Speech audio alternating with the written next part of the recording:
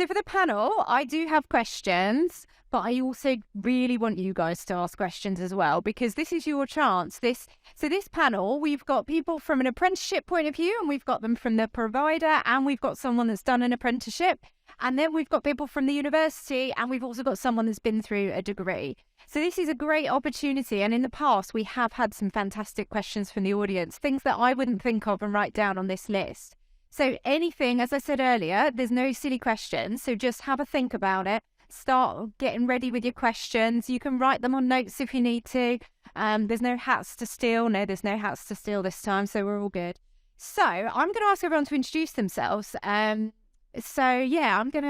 mic is here. So I'm going to start on the end here, if you don't mind. A quick little intro, who you are, what your role is, where you're from. That would be lovely. Okay, so hi, I'm Alice. I just did a 3-year course of digital media at Canterbury University, and now I own my own business. So awesome.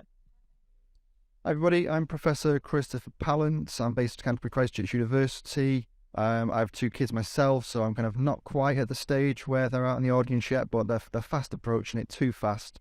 So it's given me a whole different perspective on my teaching practice, and I want to get into a bit of a conversation about where you all want to be, and hopefully I'll see you at university as well.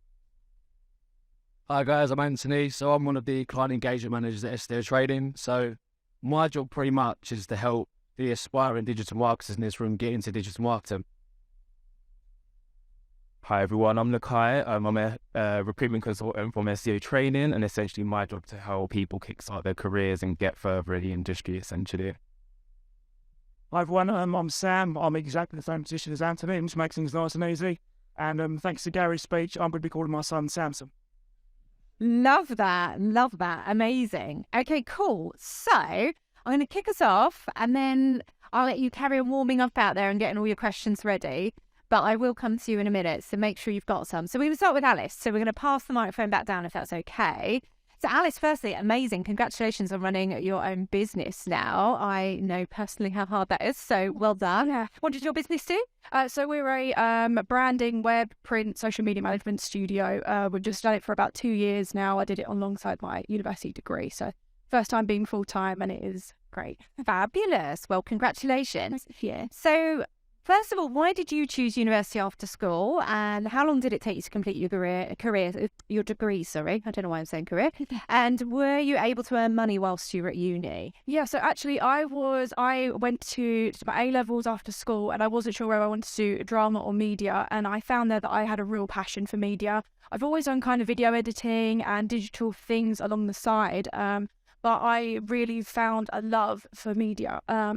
And I always wanted to be a teacher. So actually I went to university with the intention of becoming a digital media teacher. Secondary school was where I kind of wanted to go. So I actually before I came to university, I had the next 5 years planned out. So I had my 3-year degree. And then I also had a teaching diploma, which I'd applied for, which was 2 years, and the thought of doing a master's alongside that. So I actually thought that the next 5 years was going to play out and I was going to become a teacher when I left. Just so happened that pandemic hit and I was bored out of my brain, and a business was born somehow. So it was 3 years. And I was definitely able to earn money alongside university. Before I went, I found out that my loan was basically going to not even cover my rent. I got the lowest amount. So I worked, basically, I got my first job from 16 and I worked for 2 years alongside college, and I saved up. So I was desperate to kind of get a job. Again, COVID. So that kind of didn't really help. But again, then my business was born. So I was able to earn through that. And also some opportunities that university gave me. So I was able to earn, yes, definitely. Perfect. Amazing. Cool. So, Lakai, am I right in thinking you did an apprenticeship before? Because you now... okay. And I've lost your name. It's Samson. I'm going to remember it because of Samson now. So what made you choose to do an apprenticeship rather than any other route? And can you tell us a bit about that experience? Yeah, I mean, so when I was at school, I had absolutely no idea what I wanted to do. The only things I really enjoyed were PE and technology. And I was what am I meant to do with that? I also really love Formula One. So at the time, my idea was to combine the two and go to Formula One. So I'm a fully qualified electronic engineer. But halfway through, I realised I don't really want to do this. This isn't where I see it. So when I finished, I went to a careers advice centre, and they did those aptitude tests, and they said sales or marketing might be something for you. So I researched into both of them. Sales looked like a lot of telemarketing, not something I particularly wanted to do. So I started looking into marketing, and it ticked a lot of boxes for me. And I mean, when I first heard about apprenticeships as well, I just thought they were like Sparkies, Chippies, someone getting the tea, sweep up the floors. And I was basically, they told me that all qualifications you can do via the apprenticeship scheme, you can get money earning at the same time. So I found an apprenticeship within marketing at a local law firm. And it gave me so much exposure to different areas within the channels. I was basically doing their entire marketing function across the performance channels. So things like SEO, PPC, the social media side. And it just got me to take off on a different level. I was getting a lot of creative advancements from it. And from there, things have just grown and developed from that essentially. Amazing. And how long did that take? So my qualification was 18 months long. That was actually through a slightly different provider than Estio. Estio didn't exist at that point. But with our qualification, Estio, that now lasts for 13 months. That's the duration of the qualification. And then as soon as I finished that, they offered me a permanent position with a full-time salary. And yeah, I got to go travelling not long after that, so paid for a lot of things for me. Amazing. Absolutely fantastic. And I guess, were you sure on your career path at that point, or was it, I guess you thought it might have been the right thing, but... Yeah, I mean, it was almost, I went in with the mindset, it was a bit sort of trial and error. But I mean, the perk side of going into a marketing position at a law firm is you're exposed to so many different areas. Or they don't just do marketing, they don't just do law, they do accounts, they do admin, they do HR. And it got me to see a huge range of different industries that I could potentially be in.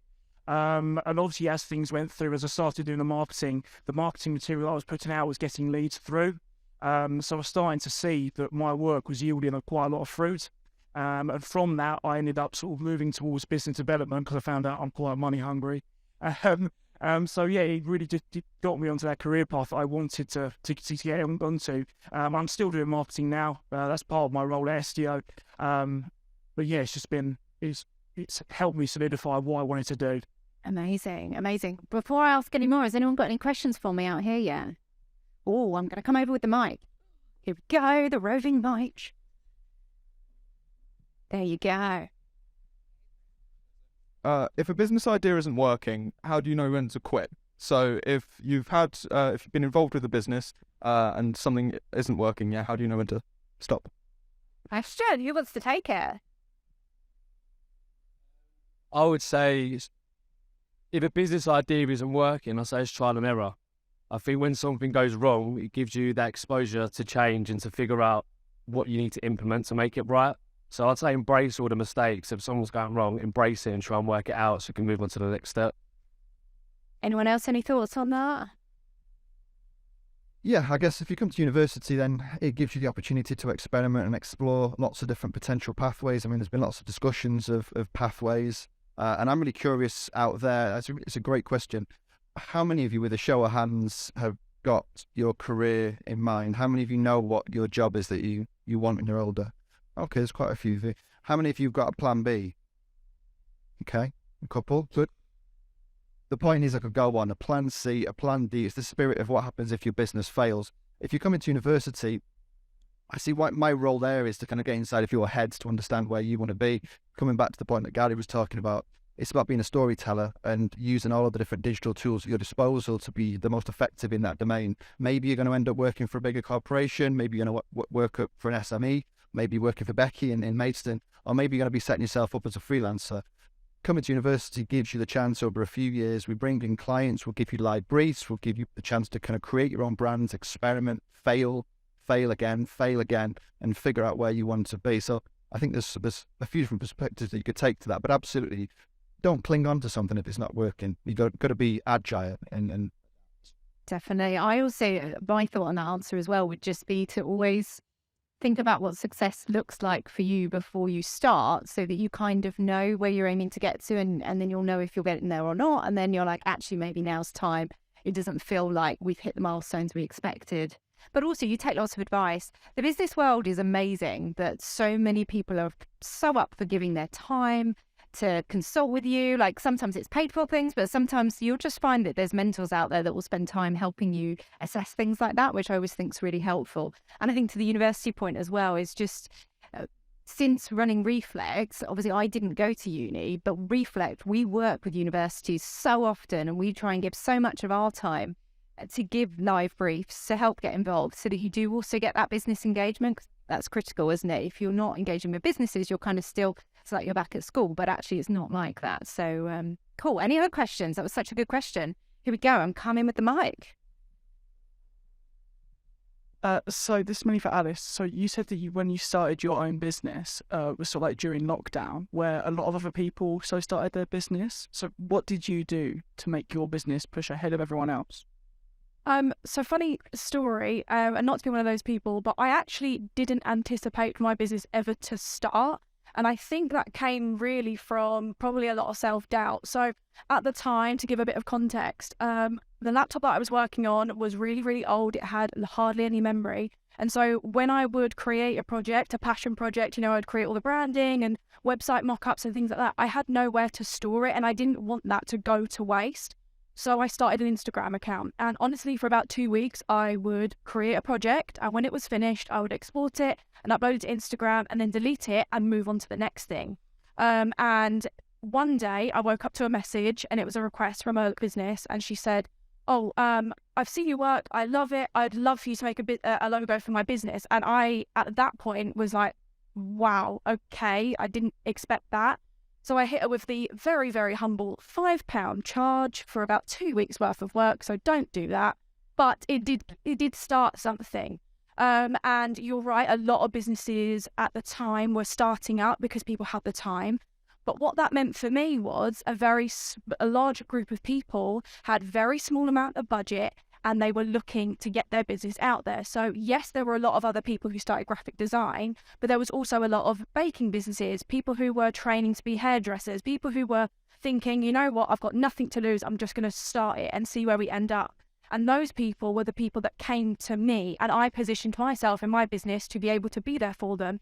Yes, I was joking around about how I only charged £5, and that is extremely low for the amount of work that went into it. However, it did position me in front of those small businesses who had those smaller budgets, and it allowed me to figure out how I could have my business, how I could run my business, and how I could target those people. Yes, over the last year, couple of years, I still don't charge £5, but I have been able to kind of move with those people and move in that realm and that wave. Now I work with businesses who are more established and have more of a budget. However, when I started, people didn't have that budget. So I think it was the right place at the right time, and I'm kind of a firm believer in that because of that. So I hope does that answer it? Love that. Great. I'm going to do just a couple of questions on here before I come back to the audience. Just for Chris, I guess, how important is the university versus the course?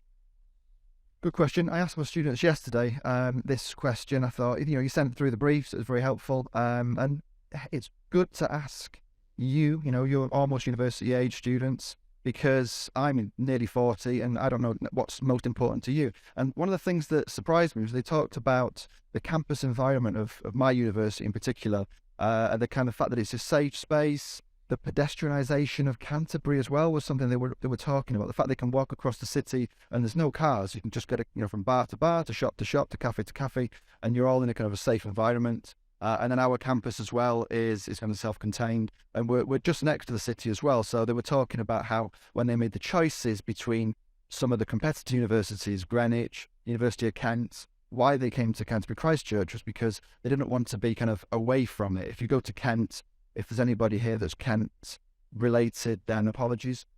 You're up the hill, you've got to get a bus ride down to the town, and it doesn't feel like it's connected to the city centre, and that didn't then foster that sense of a safe campus, whereas my university is 3 or 4 minutes walk and you're into the town, and it's all very kind of connected. So that kind of campus, the kind of value of the campus is really important. Yes, of course, pick the right course for you. If you want to be in games design, or if you're going to go into animation, look at all of the various different Unistats websites, see which one's offering the best fit for you, but go on an open day to see what it feels like there and get a feel for the place. It's really critical. Definitely. And when it comes to degree courses to do with things like modern digital marketing, that type of thing, how up to date, like how do you keep the courses at the cutting edge? Because I know even at work, things are changing all the time. Like at the moment, we're all talking about ChatGPT and AI, and this time last year, we weren't talking about that. So how do you keep the courses where they need to be? That's exactly what I was about to talk about as well. AI is coming on fast, and it is going to radically change the world we live in. There's no doubt about that. At the university, we are in a continual phase of revalidation, looking at what the world is wanting from our graduates. Where do you want to be, in 2026, 2027? That's what the graduate journey is going to lead you to, and thinking about what the courses need to do for that. So that's a really good example. At the start of this academic year, back in September, we were talking about AI a lot in the class. Is it going to make you redundant? If you need to have some concept art, if you need a brand strategy, why do you need people? Why don't you just ask the AI? Well, you need to be a power user. You need to be able to know how to manipulate what the AI is going to take you towards. Maybe you're going to have to go into Photoshop or Illustrator, or you're going to have to go into the code to tweak things to make it what you want. The AI is not going to take you the whole way. And through that discussion back in September to present, to see the acceleration of AI-assisted technology, what's capable, 2 or 3 years from now, it's pretty scary to think the world we're going to be living. Scary if you're not prepared for it. So that's kind of the conversations we're having in classes. And as you said earlier as well, and as I've already alluded to, we bring industry in. We take you on field trips. We want to explore more kind of partnership-based working, and we'll bring in clients and set live briefs to give you that taste of the real world. Amazing. Love it. So to Estio, I'm going to say whoever would like to answer this, just thinking about how does an apprenticeship actually work? So for anyone in the audience that doesn't really know, how does a digital marketing apprenticeship work? Just out of interest, just by a show of hands, outside of this event, who's heard of an apprenticeship? So most people. Brilliant. So an apprenticeship, it's a learn whilst you earn scheme. So it's put in place by the government to bridge the digital skills gap. I'd say the best thing about an apprenticeship as well is you can start any time. So if you're considering what to do after school, it's a fantastic way to get you into your first role, your first digital marketing role. We've had many success stories where people have started out as a marketing assistant, and they've worked right their way up to the head of marketing. Individuals are now run their own business. So we've got some fantastic success stories.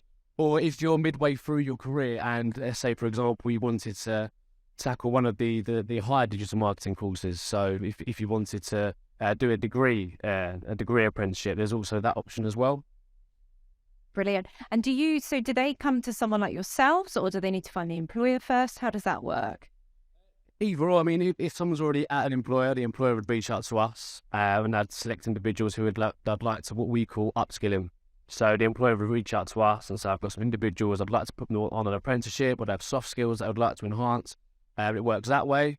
Or they can go to individuals like Nakai. You've got a lot of candidates who reach out to you who want to start their career in digital marketing, don't you? Yeah. Awesome. Cool. Right. I'm going to look back to the audience. Any questions? Another one over here, same guy. Oh, is it going to be as good as the first question? Here we go. How do you know what to value your work, especially working freelance in creative industries? How do you know what to value it? Feels like an Alice question, does it? Or I don't know, does anyone else?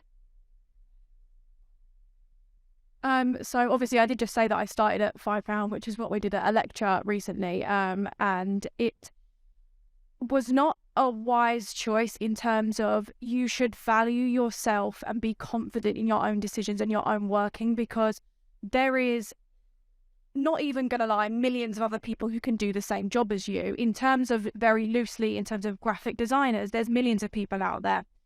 The problem is you need to be confident in what you're doing. So £5 at the time got me out there. It got me going. However, now I need to think as a business owner and what are my overheads? What do I think I'm going to charge? Who am I targeting at? For example, if you're a luxury branding designer and you're charging £20, you're not going to be targeting the right people. You need to be thinking about a couple of things. Target audience, as I just said. Your overheads, you need to figure out what your minimum is. If your rent is £800 and your bills are 200 and whatever, let's just say you need to earn £1,000 a month for everything. You need to be breaking that down. So, okay, I can take on 5 projects a month at £200. That's how that kind of works. You need to look at what you need to be earning, what you'd like to earn and what you would love to earn, to see how you can break that down into what your pricings are. And also look at things like inflation. Everything else has gone up, so your work deserves to go up too. There is room for whatever you want to charge, and there is no shame in charging probably way too less just to get out there.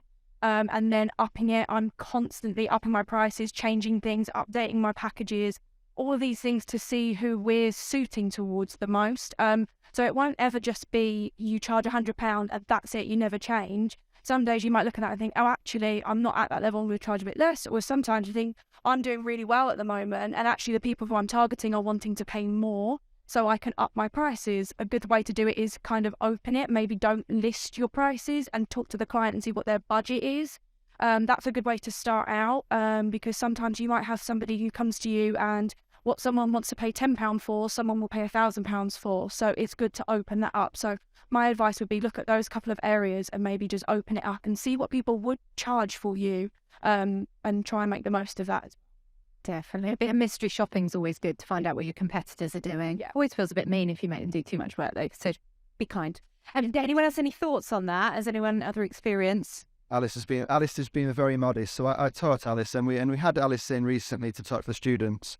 And in response to that question about value, the client knows value as well.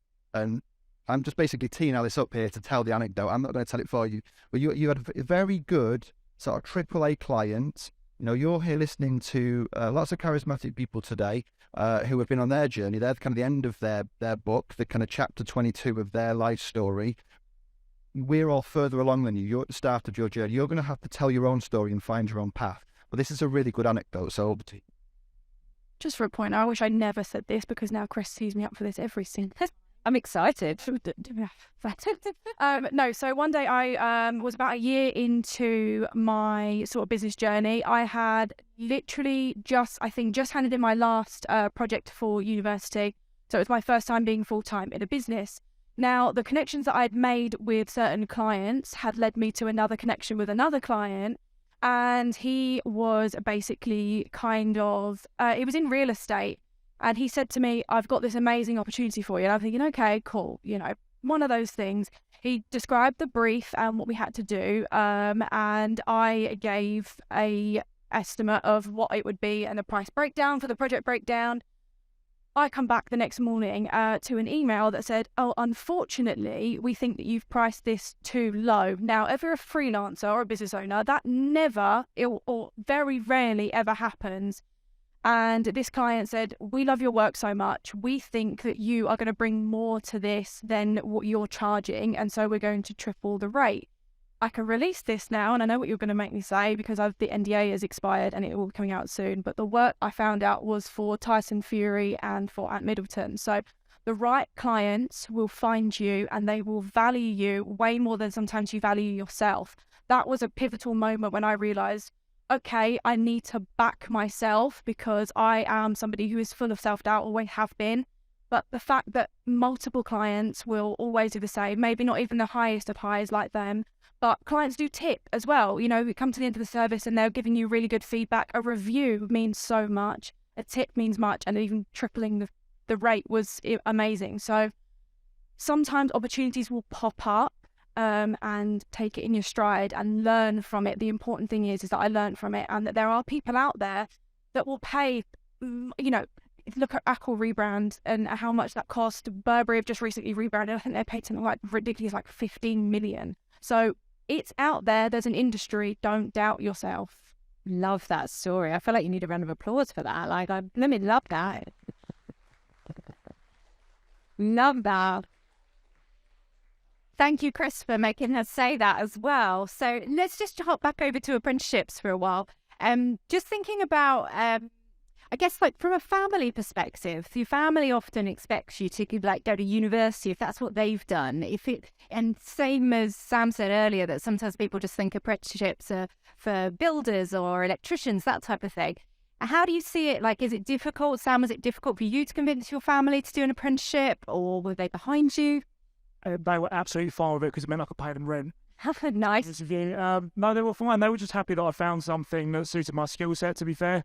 I mean, university straight off the bat probably was something for my personality, but I wasn't willing to go and commit to that if I wasn't 100% sure on what I was doing.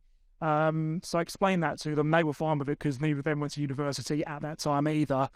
And they just supported me with the apprenticeship route, to be fair. And they loved the fact that they didn't have to worry about the fact that, was I going to come out of university and get a job? No, I've got this job and getting the qualification at the same time. So they were absolutely fine with it. They were really happy for me. Love that. Do you see any students coming through the apprenticeships though, where also like maybe even digital careers? Because I guess for some parents, maybe they're a family of lawyers or doctors or whatever, and they're like, oh, digital, does that sound like a decent career? Do you see that at all? Has that been something that comes up? Yeah, I mean, I guess people do come in, and they are thinking, what my family people will this be the best option for myself? But I feel like as long as, they know that's their passion and that's their drive, I feel like that is what employers are looking for, to definitely progress within the industry. So I feel like as long as you are passionate, motivated, I feel like anyone sort of back you can definitely progress within the industry.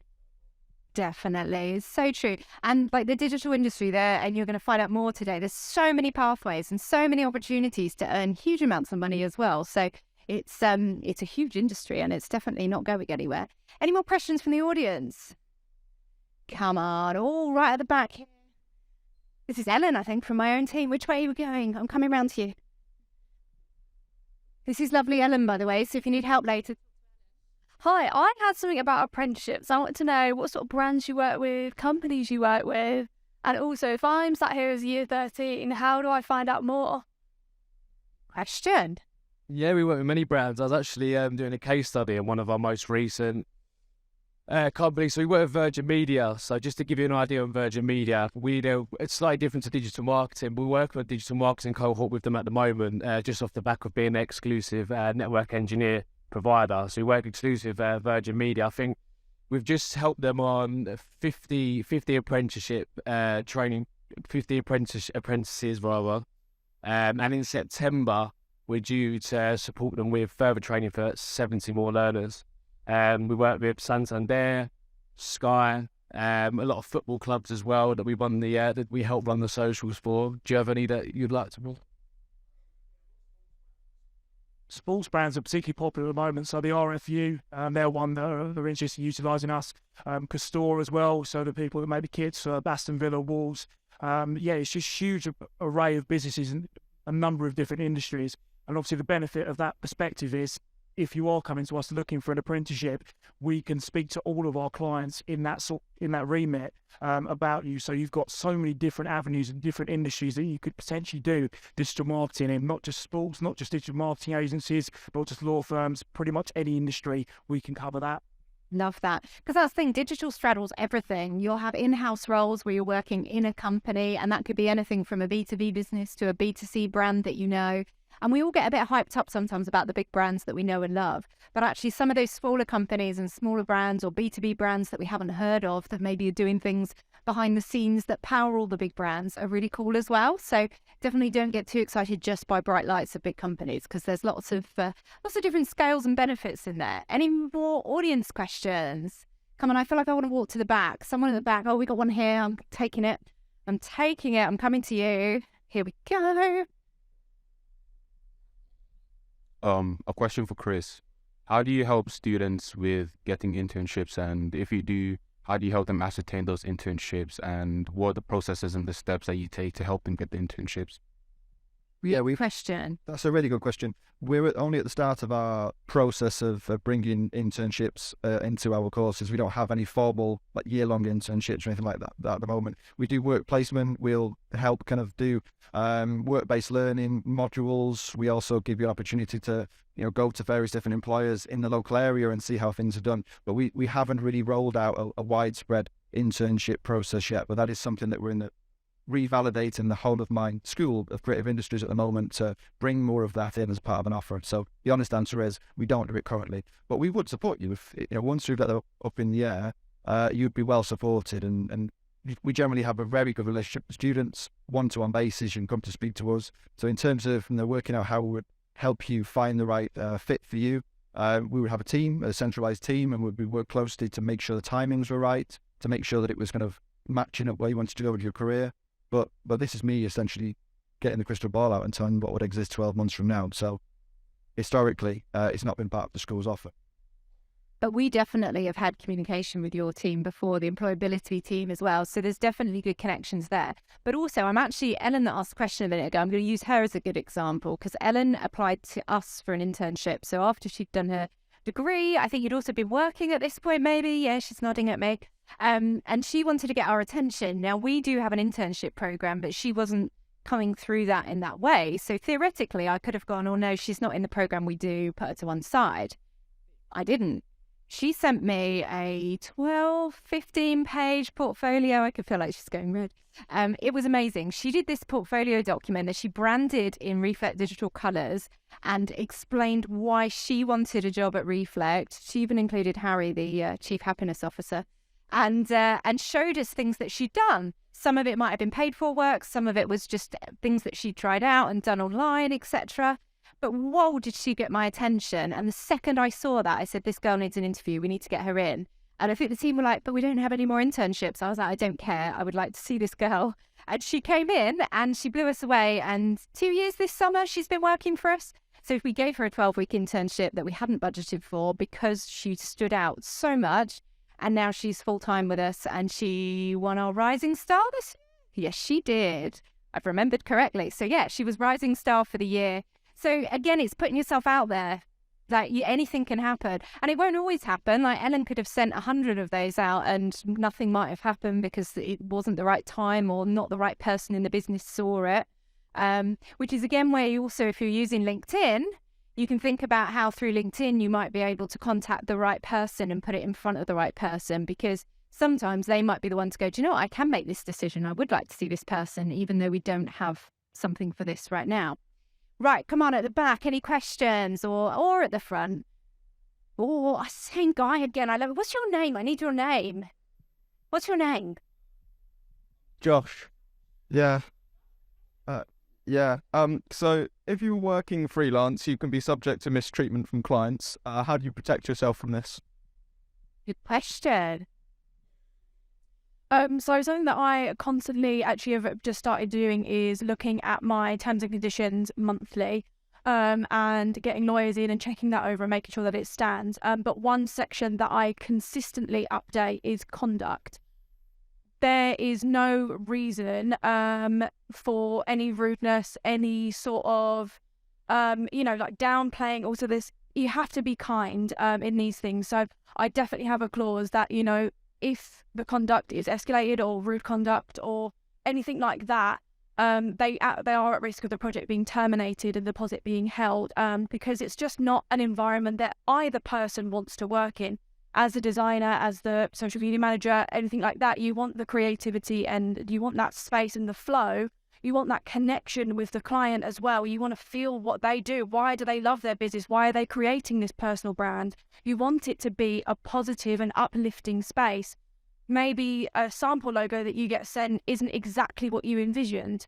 It's fine. There's no need to be rude. So I think just make sure that you cover yourself and just don't let yourself be walked over, even if you are right at the beginning, because again, the right clients will find you and you don't deserve to be treated that way. You wouldn't be doing it in a 9 to 5 normal job, you would be expected to be respected, and keep that in mind when you're freelancing as well. The same rules apply. It's easy to be. Such a good point. And just thinking about payment as well. I don't know, I remember in the early days of Reflect, it surprised me how bad some people can be at paying. If anyone's coming to the business management stream later, I'll be talking a little bit about things like cash flow and things like that, because it's so important to you, especially when you're just you on your own or you and a couple of people. I mean, it's still important now as a big business, but we've got a bit more stability behind us. But when you're first starting out, you need that cash. You need to be paid, whatever it is you've been agreed. So making sure you've got your terms right around that.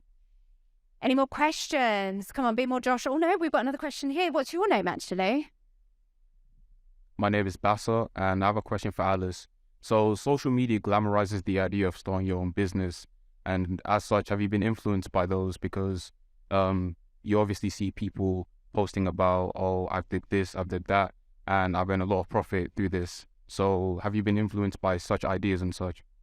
Yeah, absolutely. I think TikTok is definitely the guiltiest one for this. Every business owner that you come across on there made 6 figures in 2 days and they sold out their entire course, and it's always seeing the most positives. Personally, I like to share the fact that that is not true. with a lot of success comes a lot of tears, a lot of panic, a lot of, I don't know what I'm doing, I need to just quit, I don't know what to do. It is not just constantly hitting goals. There's, you set yourself goals and you don't achieve them, and that make you feel worse, and then you go onto social media and you see all of these things. The important thing is that it is all their perception. So they think that they're making all of this money, and to be honest, a lot of them aren't. There are a lot of get-rich-quick schemes and pyramid schemes. There are entrepreneurs out there who do hit their goals and things like that, but I think it's important to kind of actually look at the person who's posting, look at their business and see, is it actually true, or is it probably a little bit of fabrication?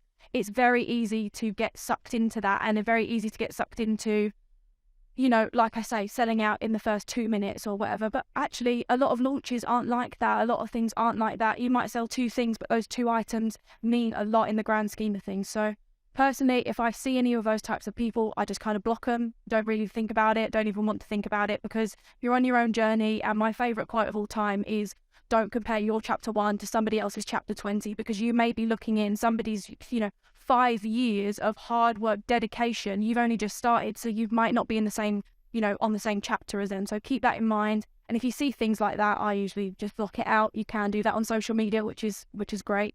So yeah, don't get too wrapped up. I love that quote, by the way. And just to add to that, and Basil, sorry for misunderstanding earlier. When you were asking about internships, I was thinking you were thinking about placements. At the university, we have a whole raft of employability stuff designed to get you into internships as you're kind of finishing your degree. So there is a whole raft of that, but that's not my department. That's a separate department. In terms of that point there, though, and the previous point from Josh, there's kind of question of ethics, and Alice can answer this honestly and truthfully. At a university, one of the key jobs that I see I have with you as students for the 3 years you're there with us is to make you into critical thinkers, so that you can be autonomous, you can think for yourself. And if you're then in a workplace that feels exploitative, or if there's a sense of gender inequality, or if you think the values of that corporation don't match up with your own, you can make a stand about that. It's a point that Gary made before. You are the future, and if we want to live in a better future, a lot of that is on you to carry those value systems forward. So in the university, we really try to give you the chance to explore difficult debates and to think about what that means to you, and therefore empower you to be that kind of freelancer that makes the change. Love that. I'm going to do one more question, which is for everybody on the panel, and then we may have time for maybe one more. So keep your brains whirring. I guess this is not so much a question but more, is there anything you feel like we've not talked about that you feel like we should be talking about when it comes to either apprenticeships or degrees, that you want to, with a room full of students that are thinking, should I be doing this or the other? Is there anything that we should be saying that we haven't said? So I guess what I'm going to say is journeys can change. I came into this thinking that the next 5 years I had were completely planned out. Have that gone that way? Absolutely not. Am I sad about that? No, because I think that everything happens for a reason. But if you do go to university and you don't think that it's for you, there is no harm in looking at apprenticeships, or, going out and thinking, actually, I just want to take a gap year and figure things out for myself. I think there's this very strong stigma about, you finish school, you go to college, you go to university, you go to a 9 till 5, and that is what you do. There is so many more opportunities out there, especially with apprenticeships, digital media growing as a whole. So don't feel like there is a linear strategy. If you've tried something and it doesn't work, what can you learn from it and move on to the next thing? Don't get stuck doing something you're not happy with or that you don't think is for you, because that for every one opportunity that doesn't work, there's 100 other things that will work. So don't be pressured into thinking, oh, I've made the wrong decision, I'm just going to have to suck it up for the next 3 years. Because even though I was happy in my degree and happy doing it, when my business really started to take off, I was at the end of second year, and I was at a point where I was like, well, I've kind of sucked this up for 2 years and I've only really got the next 4 or 5 months left, so I'm going to stick out it. But I am very firm in saying that if I was doing that in the year first, so say, for example, my business took off in the first year, I would have dropped out, and there's no shame in that at all. But if you love your degree and you want to do it, then do it. If you don't do it, if you don't love it and you want to do an apprenticeship and you love that, then do that. Just focus on thinking about your own journey and not what everybody else is telling you to do. Lovely. Chris, any thoughts? Is there anything? I mean, your beach metaphor has stuck with me all morning, to be honest. I mean, in my head, I don't think I've quite got the words to express it, but I feel like we are the peach and we are the peach picker, so stay on the branch as long as you can, nourish yourself. Don't feel like you have to go with, as Alice just said, some sort of classical linear path of career that I must, finish my school, I must go and work for this company, I must be this thing. Be adaptable and just, keep your options open and pick up as much digital skill set as you can. And that would be my final call to come to university and expand your horizons in terms of all the different digital potentials in the future. Perfect. Anthony? Yeah, just to add, I think, just to add what you were saying, I think just embrace making mistakes. Make as many mistakes as possible. If you don't make mistakes, you don't learn. If you don't learn, you don't grow. Every single time you make a mistake, you're not starting from scratch, you're starting with experience. So I think that's just a key thing, potentially, just to take out for what everyone said. Nakai, anything to add? Yeah, I definitely agree with that. I think, spicing out what's for you, what works for you. And I feel like, if you feel like maybe you want to, go through the apprenticeship route, maybe gain experience in terms of, work in the company there, because you feel that's my suits as well, so the skill set, I think definitely look into that. As well, apprenticeships, you also again, an industry recognized qualification in terms of that as well. So I think there's some sort of stigma in terms of what sort of benefit will I get from the apprenticeship maybe after that. I know a lot of companies are looking, to keep people on full time, potentially, progress into a permanent fixture within the company there as well. So I think it's just identifying, what works for you, what career choice for yourself, and essentially, I think be that. Sam, any final I mean, to be fair, there's very little I can say. Great points from all of you, to be fair.